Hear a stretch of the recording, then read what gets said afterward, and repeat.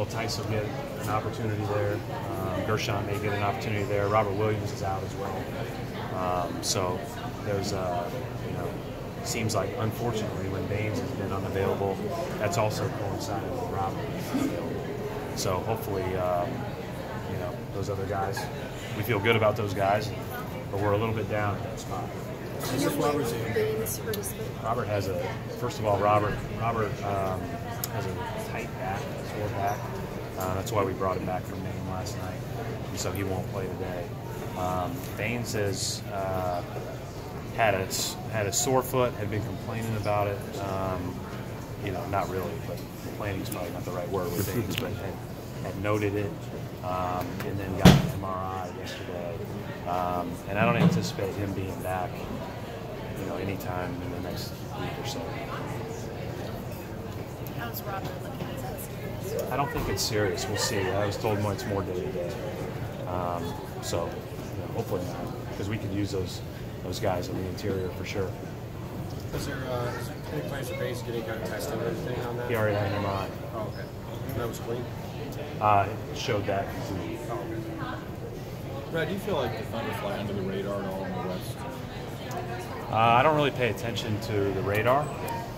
Pay attention to the film, and the film makes you say that they shouldn't if they do.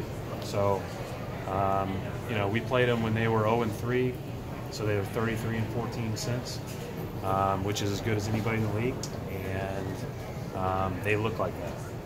Obviously, everybody talks about the elite talents of Westbrook and George. All the things great that Adams brings to the table, go on down the list, but they stand out in a very athletic league as a different level of athleticism. And so, all the way across the board, you have to really work to get what you want on both ends of the court. It's a really good team. And really well organized and really nice. But has Westbrook done anything different to allow Paul to pull off the way he has? I think that sometimes it just takes time to, figure out spots and figure out how guys best operate together. I think Westbrook's one of the better guys at getting into the paint and creating for others in the whole league. Obviously, he puts so much pressure on people with the drive or the post-up, if he posts up a smaller guard.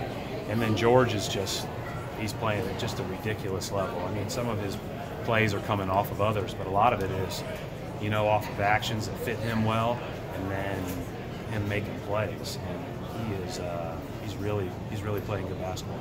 Without Baynes and Robert, how much more of a challenge does Adams become? Well, Adams is a challenge regardless. But yeah, that's Baynes. It's been well documented how important Baynes has been to us, and so I think that we're gonna have to have other guys step up.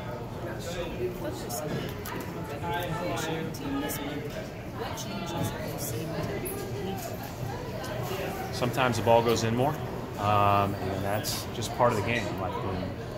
It's easy to overreact to games here in an 82-game schedule, and I know that we kind of live in a day and age where we do that, where it's more probably correct to just let the season play itself out and determine what kind of shooting team you are after that.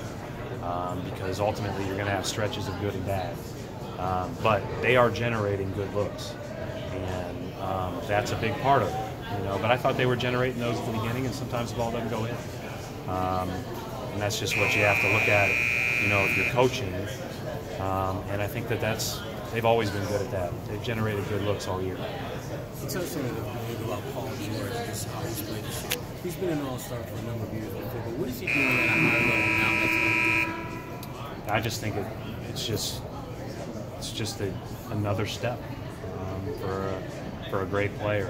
I was talking to a couple of our young players about him when he was a young kid in Indy, having just been drafted and not playing as much, and then getting an opportunity, and then ultimately by I think third year being an all-star.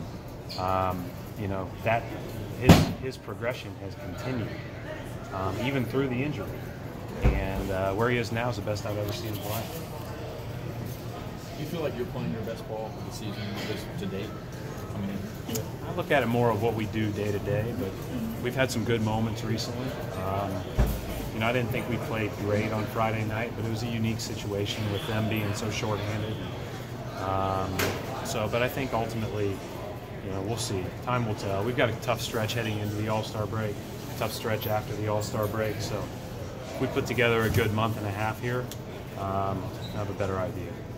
Coach, while Baynes was out, he went to Yabusele a decent amount against some of the bigger players that you guys were going against. How do you evaluate his strength for his age?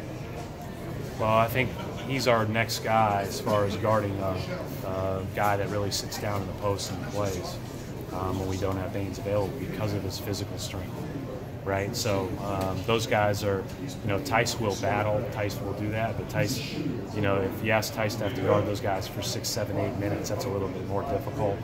Whereas, you know, Yabusele can do that, or maybe they can split that. And, you know, those are things that you think about and you watch, and as the game goes on, we'll make those appropriate adjustments based on who they have into it. Thanks. Thanks, Coach. Thank you, folks.